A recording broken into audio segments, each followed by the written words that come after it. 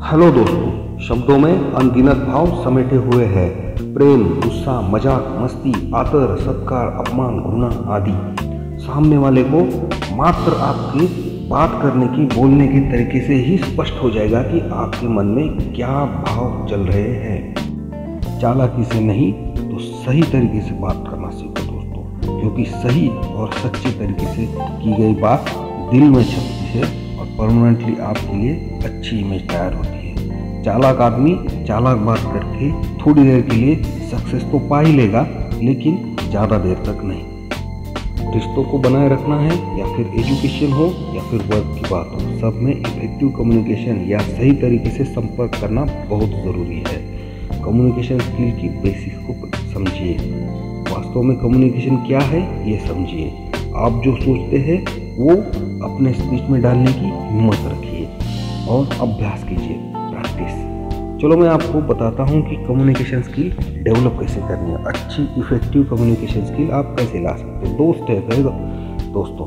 First step, अपनी जो audience है उनकी दिलचस्पी अपने में बनाए रखना है। आप जो कुछ भी स्पीच दे रहे हैं, जो कुछ भी बोल रहे हैं, उसमें ऑडियंस की दिलचस्पी होनी चाहिए।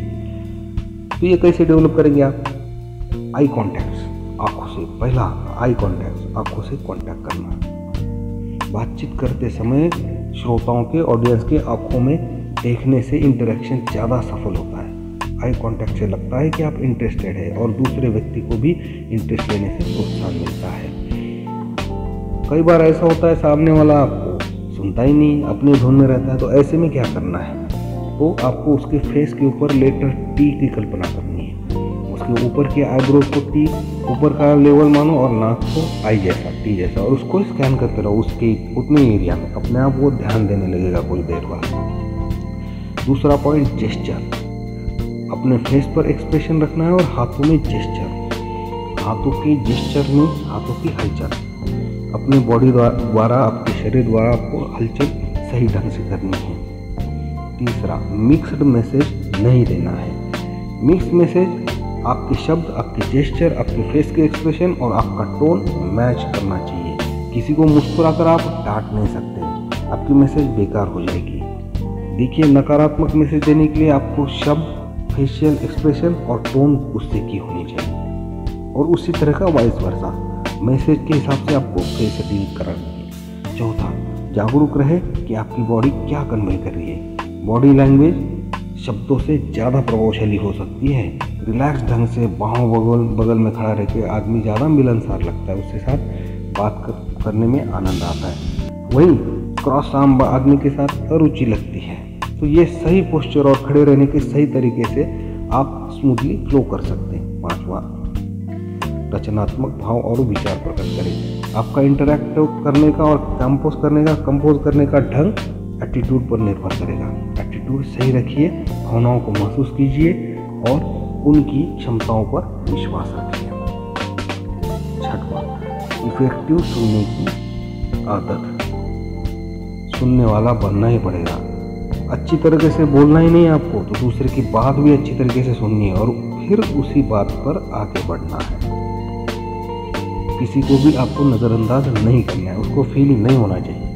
अब स्टेप सेकंड के कितने पॉइंट्स हैं, आप एक पॉइंट आप याद कर लीजिए और उसके ऊपर वर्कआउट कीजिए। सेकंड पार्ट क्या है, अपना स्टेप क्या है? सेकंड स्टेप कि अपने शब्दों को इस्तेमाल करना सीखिए। शब्द बहुत जादूगर होते हैं, ये काम बिगाड़ भी सकते हैं, काम बना भी सकते हैं। ये रोते हुए आदमी को हंसा भी सकते हैं और हंसते हुए आदमी को रुला भी सकते हैं। तो इनका इस्तेमाल सही तरीके से करना सीखो। अपने शब्दों को अच्छे तरीके से व्यक्त करने की आदत डालो। चलो, पहला पॉइंट इसका, मुंह के अंदर बोलने की जगह क्लियरली बोलना सीखिए। यदि अक्सर आपको लोग बात दोहराने के लिए बोलते हैं, तो इसका मतलब ये है कि आप आपके मुंह के अंदर बोलते हैं, क्लियरली नहीं बोलते। दूसरा पॉइंट, शब्दों का सही उच्चारण करें। अपनी वोकैबुलरी के ऊपर लोग आपके क्षमताओं का अनुमान लगाएंगे। शब्दों का उच्चारण सही तरीके से होना चाहिए।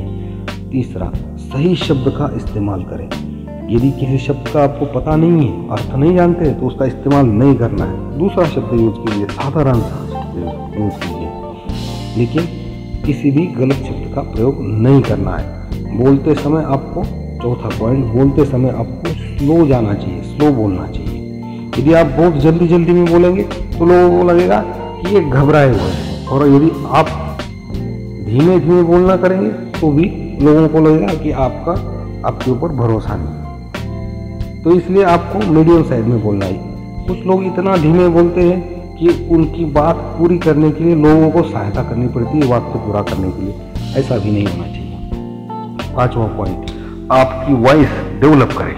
ऊंची और वाइनी वॉइस रोब वाली नहीं मानी जाती। वास्तव में सॉफ्ट वॉइस होनी चाहिए। वॉइस मतलब आवाज़ सॉफ्ट होनी चाहिए, पिच ठीक तरीके से होना चाहिए।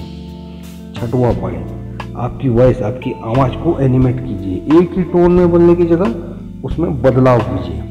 देखिए, रेडियो डीजे देखा होगा, रेडियो डीजे अपनी आवाज़ में कम ज़्यादा उतार चढ़ाव लाते रहता है और एक चटपटे अंदाज में बताता है। आपको इतना चटपटा नहीं होना है, थोड़ा ही बिल्कुल, लेकिन एनिमेट करना है। सातवां, उचित वॉल्यूम का इस्तेमाल करें। आपका वॉल्यूम, आवाज़ बात करने का वॉल्यूम सही तरीके से होना चाहिए।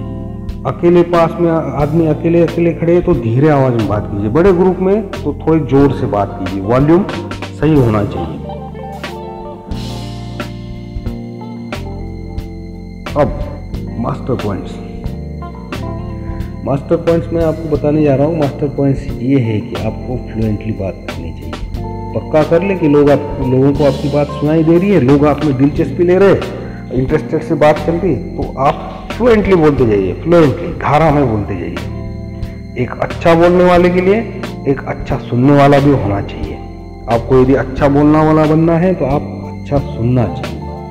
दूसरे व्यक्ति के बीच में ऊपर से नीचे से ना बोले, ये बातचीत का फ्लो तोड़ देता है। ठीक समय पर बोलना ही महत्वपूर्ण होता है।